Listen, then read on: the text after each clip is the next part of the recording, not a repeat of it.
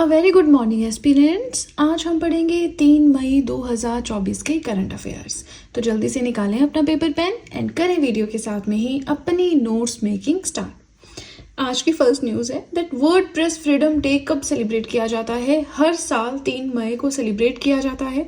किसके द्वारा ये डे डिक्लेयर किया गया है? यूएनजीए, जो कि क्या है? United Nations general assembly. अब देखिए ये डे क्यों सेलिब्रेट किया जाता है। नाम से पता लग रहा है, world press freedom day. International level पे प्रेस को जो फ्रीडम दी गई है उसे सेलिब्रेट करने के लिए जर्नलिज्म की कितनी इंपॉर्टेंस है। देखिए ये जो जर्नलिस्ट होते हैं इनके थ्रू ही हर एक इशू, हर एक टॉपिक, हर एक बात हम तक पहुंचती है, यानी आम आदमी तक पहुंचती है ना। तो जर्नलिज्म की इंपॉर्टेंस क्या है, प्लस इन्हें जो फ्रीडम ऑफ एक्सप्रेशन दिया गया है वो उसे कितने अच्छे से यूज करके जो ग्लोबल लेवल के एनवायरमेंटल क्राइसिस हैं उनको सामने लेकर आते हैं।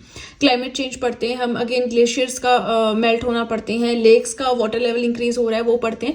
तो वो सब जर्नलिज्म या जो जर्नलिस्ट है वही सामने लेकर आते हैं, है ना। तो बस उन्हीं की फ्रीडम की यहाँ पे बात की गई है। अब देखिए 2 मई से 4 मई तक सेलिब्रेट हो रहा है, सेलिब्रेट की एक तरह से मीटिंग हो रही है। 31st world press freedom day conference हो रही है ना। कौन होस्ट कर रहा है? तो 2 से 4 मतलब चल रही है, कल तक चलेगी। होस्ट की जा रही है चाइल्ड एंड यूनेस्को के द्वारा। चाइल्ड माने चिली, हम जिसे हिंदी में बोलते हैं। ये एक कंट्री है जो कि साउथ अमेरिका में लोकेटेड है। चाइल्ड के बारे में भी हम जानेंगे कहाँ लोकेटेड है, बट पहले ये जान लीजिए कि जो 31st edition of world press freedom day conference हो रहा है ये होस्ट किया जा रहा है चाइल्ड एंड यूनेस्को के द्वारा मिलकर। यूनेस्को क्या है? United Nations Educational, Scientific and Cultural Organization. Chile में कहाँ पे हो रहा है? Centro Cultural Gabriela Mistral Santiago में, and Santiago is also the capital of Chile. ठीक है, चलिए अब हम बात करेंगे कि ये जो डे हम सेलिब्रेट करने की बात कर रहे हैं इसका थीम क्या रहा। देखिए 2024 का थीम रहा a press for the planet. A press for the planet, journalism in the face of the environmental crisis. तो ये तो देखिए इंपॉर्टेंट ही है, बट मैं एक एग्जाम देख रही थी रिसेंटली हमारे स्टेट में हुआ था, तो वहां पे 2023 का थीम पूछा गया था किसी डे का, इस डे का नहीं किसी डे का। तो और वो एग्जाम भी अभी हुआ है रिसेंटली 2024 में। तो होता क्या है ना कि कई बार एग्जाम थोड़ा सा पहले सेट हो जाता है पेपर, तो उन्होंने पिछले साल का थीम पूछ लिया होता है। तो मुझे लगा कि यहाँ पे 2023 का एटलीस्ट थीम एक बार नजर मारना तो जरूरी है। क्या थीम रहा याद नहीं करना, जस्ट एक बार रीड कर लो। तो 2023 का वर्ल्ड प्रेस फ्रीडम डे का थीम रहा shaping a future of rights, freedom of expression as a driver for all other human rights. ठीक है, चलिए 2023 का थीम पढ़ लिया, 2024 का थीम पढ़ लिया। अब 2 चीजें अराइज होती हैं, एक तो चाइल्ड के बारे में जानना और दूसरा यूनेस्को के बारे में जानना। चाइल्ड के लिए आपको हमेशा कहती हूँ किसी भी कंट्री का जिक्र हो कैसे पढ़ेंगे? वर्ल्ड मैप जो सामने लगा है वहां से पढ़ेंगे। यूनेस्को यानी किसी भी नेशनल, इंटरनेशनल, रीजनल लेवल की जो ऑर्गेनाइजेशन है उसके बारे में आप कैसे पढ़ोगे? मेरे through static GK handwritten notes की प्लेलिस्ट से। अब देखिए यहाँ पे थोड़ा सा मैं आपको रिवाइज करवा देती हूँ, बट इन डेप्थ आपको उसी वे से पढ़ना होगा जिस तरह से मैंने आपको समझाया है। अब देखिए बात करें सबसे पहले चिली यानी चाइल्ड के बारे में, तो साउथ अमेरिकन कंट्री है जिसकी कैपिटल है सेंटियागो। ये हमारा साउथ अमेरिका है। सामने मैप बना होगा, मैप लगा होगा, क्योंकि हमेशा कहती हूँ मैप होना चाहिए, है ना। तो अभी तक अगर आपने मैप नहीं लगाया है तो वीडियो अभी पॉज करके पहले तो मैप लगाओ आप सामने, ठीक है।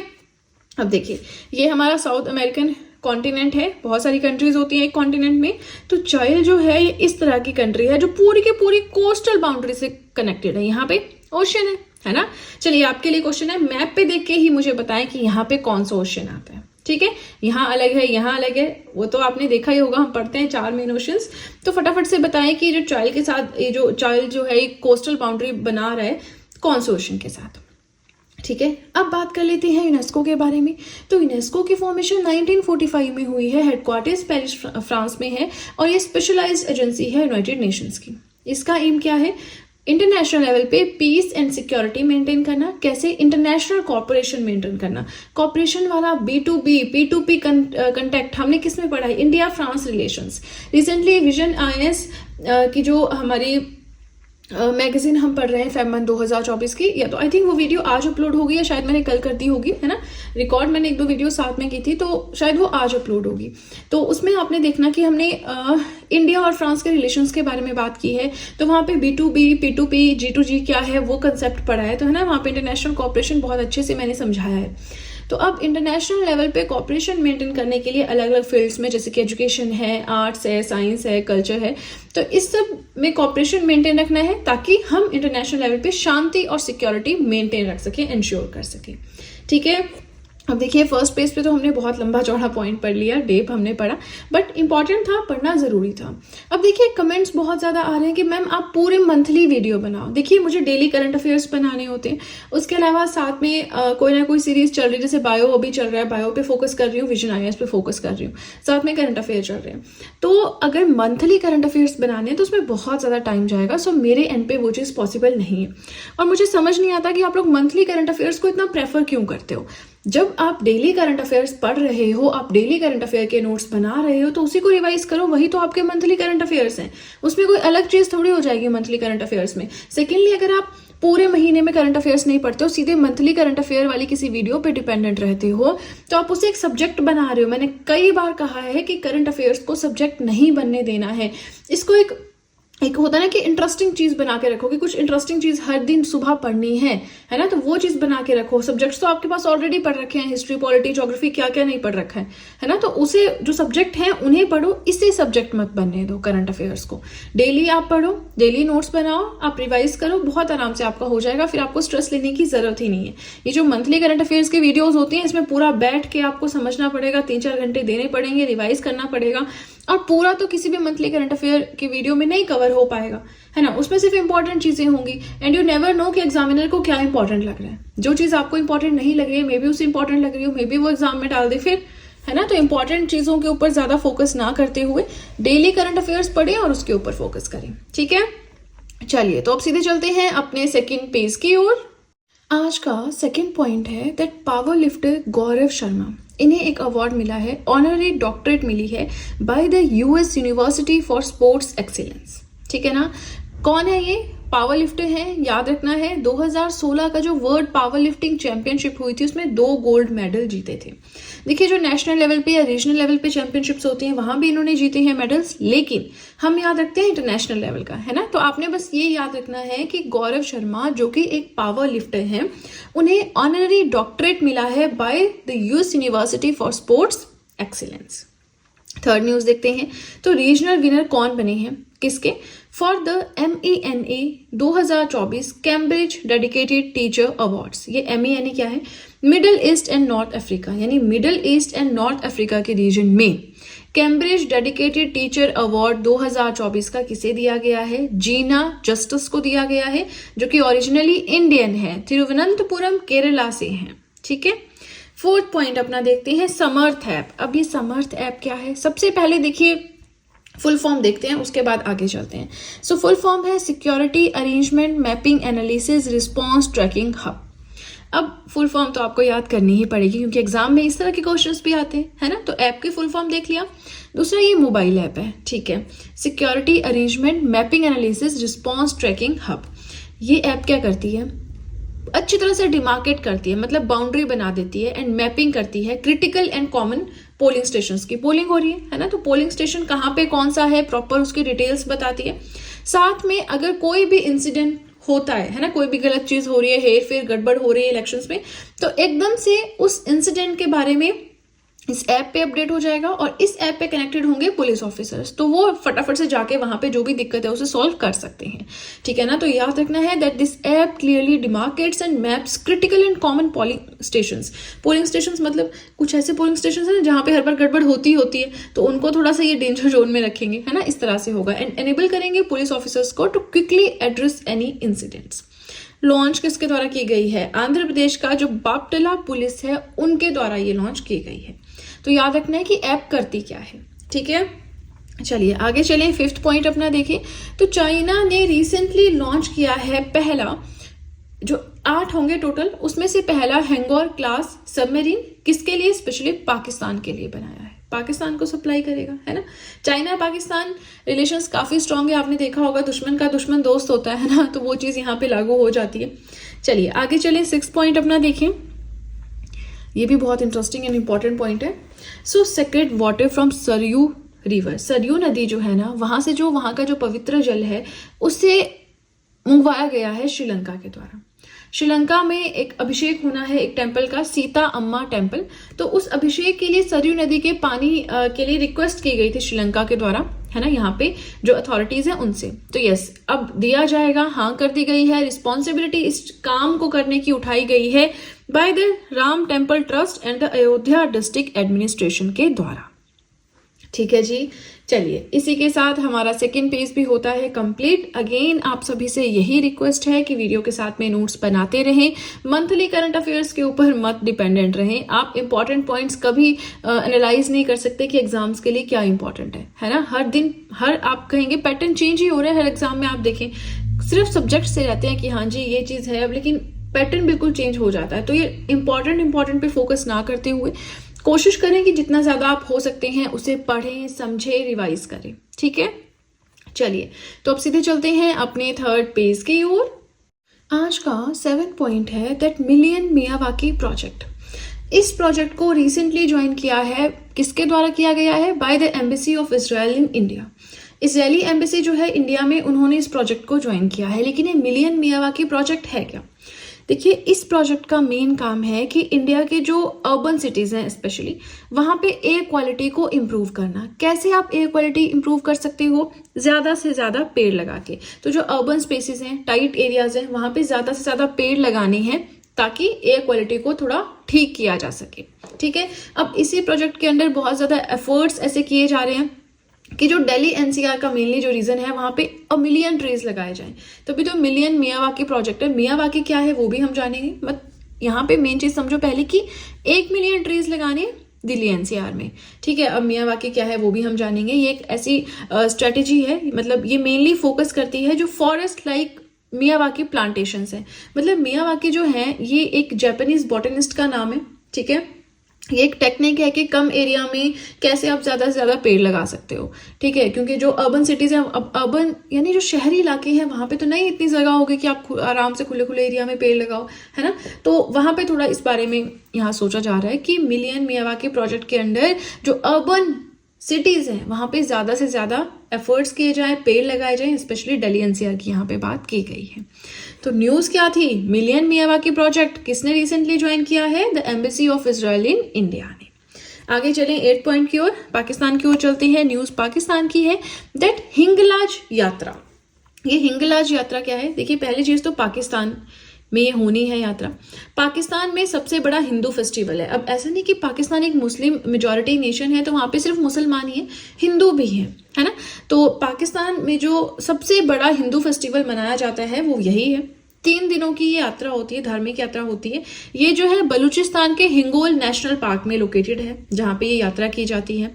प्लस बात करें मुस्लिम मेजॉरिटी पाकिस्तान जो है वहां पे, मतलब ये जो देश है पाकिस्तान मुसलमानों का देश है हम जानते हैं, लेकिन यहाँ पे 4.4 मिलियन हिंदूज भी रहते हैं। मतलब जो टोटल पॉपुलेशन है पाकिस्तान की, वहां पे 2% पॉपुलेशन हिंदुओं की भी है। ठीक है, तो हिंदुओं की है तो थोड़े से फेस्टिवल्स भी उनके सेलिब्रेट किए जाएंगे, है ना। चलिए आगे चलते हैं 9 पॉइंट की ओर। वीडियो पसंद आ रही हो लाइक बटन को फटाफट से प्रेस कर दें। चलिए हमारा 9 पॉइंट आता है दैट चाइना ने रिसेंटली लॉन्च किया है शेंजाओ 18 मिशन। यहाँ पे नहीं है, स्पेलिंग आपकी यू तक की है। ठीक है, तो चाइना ने लॉन्च किया है शेंजाओ 18 मिशन। लेकिन ये मिशन है क्या? इसके अंदर 3 एस्ट्रोनॉट्स को भेजा जाएगा शेंजाओ 18 स्पेसक्राफ्ट में। ठीक है, अब ये लॉन्च किया जाएगा। अब स्पेसक्राफ्ट है, लॉन्च भी तो किया जाएगा ना किसी रॉकेट से। कौन से रॉकेट से? ये पूरा नाम है लॉन्ग मार्च 2F रॉकेट के थ्रू किसी लॉन्च स्टेशन से भी लॉन्च किया जाएगा। लॉन्च स्टेशन का नाम क्या है? जिक्वान satellite launch centre north west China में है। अब इस लॉन्च सेंटर के थ्रू, इस रॉकेट के थ्रू, इस स्पेसक्राफ्ट में 3 एस्ट्रोनॉट्स को भेजा जा रहा है। लेकिन कहाँ पे? देखिए जो टियानगोंग स्पेस स्टेशन है लो अर्थ ऑर्बिट में चाइना का, वहां पे भेजा जा रहा है। ठीक है, चलिए अब देखिए इसी के साथ हमारा ये पेज भी होता है कंप्लीट। यहाँ पे देखिए आपको बताना चाहूंगी कि आप सब चाहें तो जीएस हैंड रिटन नोट्स भी परचेज कर सकते हैं, जिसमें आपको जनरल साइंस के अलावा हर एक सब्जेक्ट के नोट्स मिल जाएंगे। आप चाहें तो history, polity, geography, economics, current affairs, art and culture, इन सभी सब्जेक्ट्स के नोट्स परचेज कर सकते हैं। परचेज लिंक मैंने डिस्क्रिप्शन बॉक्स में दे रखा है। चलिए तो अब सीधे चलते हैं अपने 4th पेज की ओर। आज का 10th पॉइंट है दैट माइक्रोसॉफ्ट ने इंट्रोड्यूस किया है फी 3। ये फी 3 क्या है? सबसे छोटा एआई मॉडल है, सबसे ज्यादा कैपेबल, कॉस्ट इफेक्टिव माने सस्ता, स्मॉल लैंग्वेज मॉडल है। ठीक है, तो माइक्रोसॉफ्ट, ये आपको आ सकता है एग्जाम में कि फी 3 क्या है? एक एआई मॉडल है जो कि माइक्रोसॉफ्ट ने बनाया है। ठीक है, 11th पॉइंट हम देखें तो जैसे miss India, Miss Earth, miss universe, miss world, इस तरह से आपने ब्यूटी पेजेंट सुने होंगे, है ना? तो अब एक ऐसा ही ब्यूटी पेजेंट हो रहा है अलग से, जो कि है miss AI, miss artificial intelligence. दुनिया का अपना पहला ब्यूटी कॉन्टेस्ट है विद कंप्यूटर जनरेटेड वुमेन, यानी एआई के थ्रू जो वुमेन बनाई गई हैं वो यहाँ पे आएंगी, है ना? आएंगे क्या मतलब, जो उनको बनाने वाले हैं, मैन्युफैक्चरर हैं, वो लेकर आएंगे। अभी कर रहे हैं, लिस्टिंग नाम ऐड हो रही है, एंट्रीज आ रही हैं, है ना? लॉन्च किया गया है ये मिस एआई का कंसेप्ट WAICAS के द्वारा, जो कि क्या है? The Fanvue world AI creator awards. ये अवार्ड्स जो हैं एक अलग सा मिस एआई का ब्यूटी कॉन्टेस्ट लेकर आए हैं। ये दुनिया का पहला अपनी तरह का, मतलब इस तरह का एआई ब्यूटी पेजेंट है अलग से। अब ये कैसे उनको जज करेगा, है ना? पैनल बैठेगा, कैसे वो मिस एआई बनाएगा, तो उनको जज किया जाएगा बेस्ड ऑन देयर लुक्स, कैसे वो कमांड लेते हैं ऑनलाइन, क्या टेक्निकल स्किल्स उनके पास है ना? किस तरह से उनको बनाया गया, तो वो सारी चीजें देखते हुए फिर उनको मिस एआई तक चलता रहेगा कॉन्टेस्ट सारा। ठीक है, चलिए आगे चलिए, अपना 12th पॉइंट देखें तो अगेन हम एक अवार्ड के बारे में यहाँ पे बात करेंगे। अवार्ड है CIDC Vishwakarma award for social development and impact. CIDC, इनके ना 2-3 अवार्ड्स हमने पढ़ भी रखे हैं, अगर आपको याद होगा। SGVN को भी एक अवार्ड मिला था, है ना, अगर आपको ध्यान होगा। तो CIDC Vishwakarma award for social development and impact दिया गया है पूर्वांकल लिमिटेड को। पूर्वांकल लिमिटेड के बारे में भी हम जानेंगे, पहले हम देखें कि ये अवार्ड क्या है। तो देखिए 15th एडिशन हुआ था विश्वकर्मा अवार्ड्स का, वहां पे ये अवार्ड दिए गए। ये होस्ट किए जाते हैं CIDC के द्वारा। पढ़ा ना हमने CIDC क्या है? CIDC construction industry development council, एक ज्वाइंट वेंचर है, ज्वाइंट इनिशिएटिव है NITI Aayog and industry construction, Indian construction industry का। नीति आयोग क्या है? National institution for transforming India. ठीक है, वैसे नीति आयोग के बारे में मैंने आपको पॉलिटी में भी पढ़ाया है, इकोनॉमिक्स में भी पढ़ाया है। चाहे तो आप इकोनॉमिक्स एंड पॉलिटी की प्लेलिस्ट देख सकते हैं मेरे यूट्यूब चैनल पे, प्लेलिस्ट सेक्शन पे जाके। अब मैंने कहा कि पूर्वांकल लिमिटेड को यह अवार्ड मिला है। पूर्वांकल लिमिटेड क्या है? इंडिया का जो सबसे trusted and admired real estate developer है। जो भी टॉप के रियल एस्टेट डेवलपर्स हैं उसमें से एक है इंडिया का सबसे ज्यादा trusted and admired. Real estate समझते ना, प्रॉपर्टी का लेन देन करने वाले। ठीक है, चलिए आगे चलते हैं अपने 13th पॉइंट की ओर। बट ये हमारा लास्ट पॉइंट नहीं है, एक पेज अभी और पढ़ना है, तो थोड़ा सा पेशेंस रखना होगा। 13th पॉइंट हमारा है that deputy secretary in DOCP कौन बने हैं। पहले तो ये DOCP क्या है? Department of chemicals and petrochemicals. तो department of chemicals and petrochemicals के डिप्टी सेक्रेटरी बने हैं अनुराग चंद्र। 4 साल का इनका टेन्योर है। बात करें ministry of chemicals and fertilisers की, तो वो है डॉक्टर मनसुख मंडाविया। ठीक है, चलिए इसी के साथ 4th पेज भी होता है कंप्लीट। यहाँ पे आपको बताना चाहूंगी कि आप सब चाहें तो मुझे इंस्टाग्राम पे फॉलो कर सकते हैं, आप सब चाहें तो मुझे टेलीग्राम अकाउंट पे ज्वाइन कर सकते हैं। दोनों चीजों का लिंक मैंने डिस्क्रिप्शन बॉक्स में दे रखा है। चलिए तो अब सीधे चलते हैं अपने 5th और अपने लास्ट पेज की ओर। आज का 14th पॉइंट है लता दीनानाथ मंगेशकर अवार्ड। किसे दिया गया है? रणदीप हुड्डा, जो कि एक एक्टर हैं, सब जानते हैं, उन्हें ये अवार्ड दिया गया। रिसेंटली इनकी शादी हुई है तो उसके लिए भी काफी चर्चा में ये आए थे। लता दीनानाथ मंगेशकर अवार्ड रणदीप हुड्डा को दिया गया है। एक अवार्ड सेरेमनी हुई मुंबई में, वहां पे ये अवार्ड दिया गया। ये अवार्ड मेनली उन्हें दिया जाता है जो कि सोसाइटी के लिए, देश के लोगों के लिए कुछ अच्छा कंट्रीब्यूट करते हैं। ठीक है, ये अवार्ड जो है दिया जाता है by the master Dinanath Mangeshkar Samruddhi Pratishthan charitable trust के द्वारा। ठीक, आगे चलते हैं 15 पॉइंट अपना देखते हैं। देखिए एक डे के बारे में हम पढ़ेंगे। आपको लगेगा डे पुराना है, बट न्यूज में रिसेंटली आया क्योंकि इसका थीम अभी रिसेंटली डिक्लेयर किया गया है। ठीक है, so international girls in ICT day. ICT क्या है? Information and communication technology. तो इंटरनेशनल गर्ल्स इन ICT ये डे सेलिब्रेट किया जाता है लास्ट थर्सडे जो होता है अप्रैल मंथ का। डेट फिक्स नहीं होती, बट इस साल जिस डे पे आया तो हम तब सेलिब्रेट करेंगे। मेनली ये डे सेलिब्रेट किया जाता है ताकि प्रमोट कर सके gender equality and women's empowerment ICT sector में। बात करें इस डे की थीम की, तो थीम रहा गर्ल्स इन ICT लीडरशिप। तो थीम करके थोड़ा सा इंपॉर्टेंट हो जाता है, otherwise this day is not as much of importance. ठीक है, आगे चलें, 16 पॉइंट अपना देखें तो डायरेक्टर कौन बने हैं MOHUA के। क्या है MOHUA? Ministry of housing and urban affairs के डायरेक्टर बने हैं सुनील कुमार यादव, जिनका टेन्योर है 5 साल का।